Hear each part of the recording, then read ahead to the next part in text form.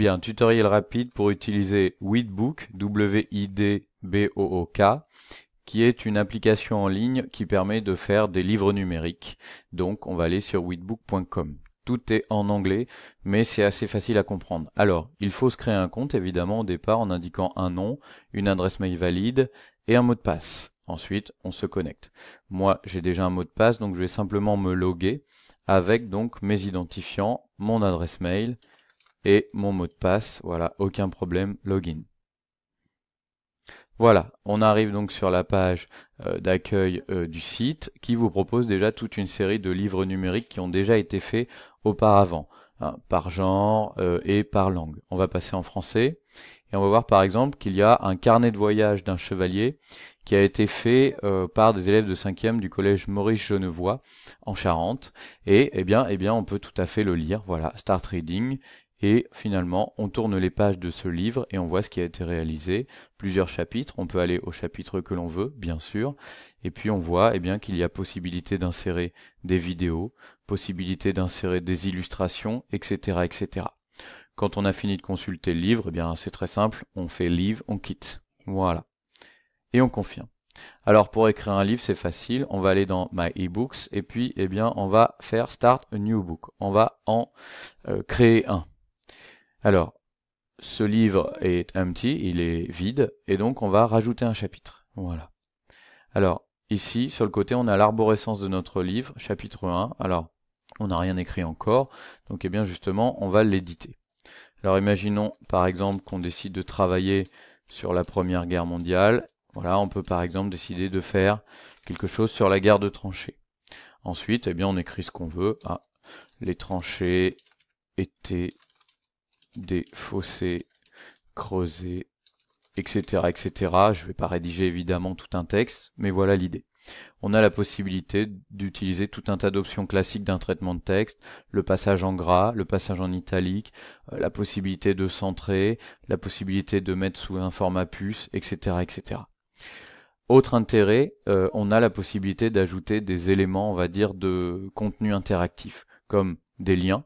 Voilà, on peut faire le lien par exemple avec une adresse d'un site internet. Bon, là on va pas le faire, mais vous voyez c'est facile, hein, vous faites un copier-coller de votre adresse, vous faites OK, et le lien s'enregistre. On peut rajouter une illustration. Voilà, donc par exemple, on va aller sur, voilà ça, on va prendre par exemple celle-ci, ou celle-là, peu importe. Voilà, hop, et on l'ouvre.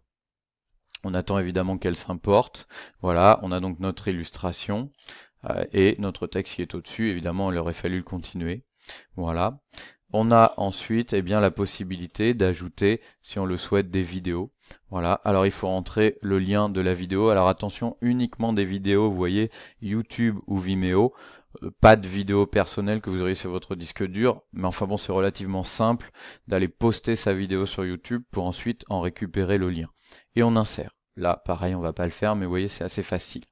Ça, c'est OK. Donc là, imaginons que j'ai ma première page, mon premier chapitre. Alors, c'est plutôt maigre, mais c'est pour l'exemple. On va pouvoir créer un deuxième chapitre. Voilà. Et de la même manière, allons-y. Chapitre 2, je ne sais pas, moi, la vie dans les tranchées. Et on pourrait, là encore, écrire absolument ce que l'on veut, etc., etc. Bref, vous avez compris. Quand on est satisfait de ce qu'on a fait, ou quand on a décidé que il était temps de s'arrêter de travailler, on fait Done, et comme ça, notre livre est enregistré. Vous voyez, notre livre il est ici. On a nos deux chapitres. Alors évidemment, c'est pas satisfaisant parce que là, il n'a pas été fait comme il fallait. On peut ensuite aller sur les settings, c'est-à-dire sur les différents paramètres. Donc on va cliquer dessus, et vous voyez, on a déjà un lien vers notre e-book. Donc là, c'est quelque chose qu'on peut transmettre à quelqu'un et puis ça fonctionne. On peut lui donner un sous-titre. Alors là, par exemple, je sais pas, guerre de tranchées, voilà. Tac, voilà, vous voyez, d'ailleurs, ça s'ajuste. Un sous-titre, on peut le décrire, livre sur la guerre. On peut ensuite, enfin même il faut en réalité référencer la langue, la catégorie, éducation, tags, c'est pas forcément nécessaire. Voilà, et donc ça c'est OK. Ensuite on peut indiquer s'il est en cours d'écriture, fini, ou si c'est finalement un espèce d'extrait. Voilà. A priori, on n'écrira pas, nous, de livres interdits aux moins de 18 ans. Et on peut faire Save Change. Voilà. Ça, c'est OK. Ensuite, on peut mettre une couverture à notre livre en ajoutant tout simplement une image. Alors bon, je vais prendre n'importe laquelle. Allez, celle-là, peu importe. Voilà, vous avez le site qui est donc en train de télécharger l'image. Vous pouvez la rogner. Vous voyez, finalement, sélectionner ceux qui vous intéressent. Voilà, imaginons que je garde ça. Crop and finish. Voilà. La couverture de mon livre, ce sera donc ça. Et puis, intéressant aussi, on peut inviter donc des collaborateurs. Alors, c'est pas compliqué, hein, il suffit d'entrer une adresse mail ici de quelqu'un qui a déjà un compte. Alors, moi j'ai un seul compte, donc je mets une adresse et vraiment pour dire que j'en entre une, mais ça serait pas fonctionnel.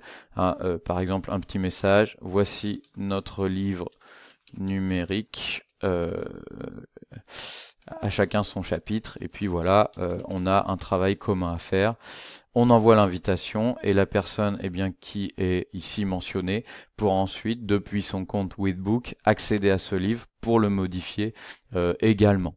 Voilà, on a ensuite les critères ici.